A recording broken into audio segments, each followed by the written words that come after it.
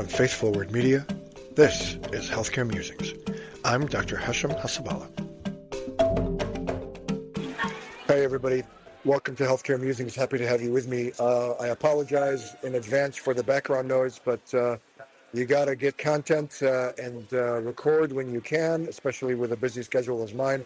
I am currently in between events at my daughter's swim meets, and so I thought let's record an episode because I've also been passing the time by writing appeal letters because, as you know, I'm a physician advisor focusing on DRG and medical necessity appeal work. So today's episode, we're going to talk about metabolic encephalopathy because this is a frequent target of commercial payers when they go back in retrospect and they deny secondary and primary diagnoses in order to claim that the severity of illness for the patient was less, and therefore they, quote, overpaid on the claim, and then they want money back. And a very frequent target is metabolic encephalopathy. And so today we're going to talk about metabolic encephalopathy and how you can properly document metabolic encephalopathy. But first, we have to know what it is. A lot of times we'll say patient presents to the hospital with altered mental status, right? But that's not really what it is. It is really metabolic encephalopathy. So let me kind of go over what is metabolic encephalopathy. So, and I got this from Open Evidence, a wonderful AI tool based on PubMed. And so I recommend every clinician to get this app. So metabolic encephalopathy is defined as such, quote, metabolic encephalopathy is defined as a diffuse, reversible cerebral dysfunction caused by systemic, metabolic, or toxic derangements leading to acute or subacute alterations in consciousness, cognition, and behavior without primary structural brain disease, unquote. And then later on, it also says, quote, metabolic encephalopathy is typically reversible if the underlying systemic disorder is promptly treated. However, prolonged or severe cases may result in secondary structural brain injury, unquote. And that's the key. So really, altered mental status is not the diagnosis. It's the condition is metabolic encephalopathy, and it's due to something else. So people who are septic can get metabolic encephalopathy. They can come in with alteration in mental status. People who have cardiac arrest can get metabolic encephalopathy from the lack of blood flow during the cardiac arrest. People who are hypotensive can get metabolic encephalopathy secondary to the decreased perfusion to the brain. People who are dehydrated and get syncope, that's really metabolic encephalopathy from the lack of blood flow.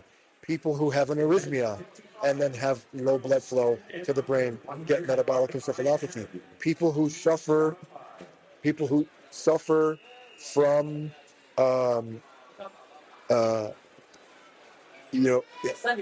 acute stroke get metabolic encephalopathy from the damage to the brain, right?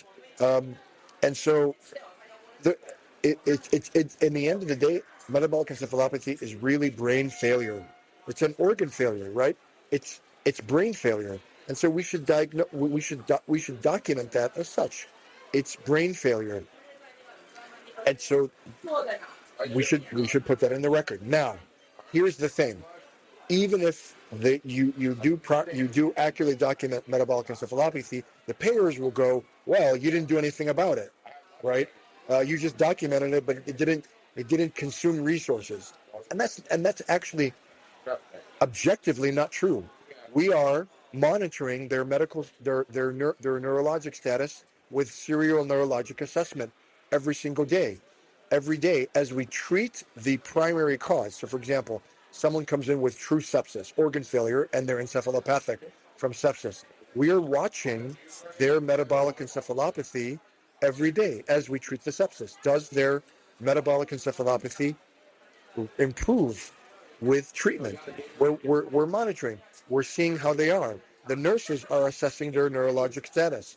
When you're doing your neurologic exam, you're assessing their neurologic status, right? And so you document that. Document the diagnosis, metabolic encephalopathy, and then continuing to monitor for signs of neurologic recovery as we treat the primary cause, whether it's sepsis or syncope or arrhythmia or renal failure. Renal failure can cause metabolic encephalopathy, uremia from uremia.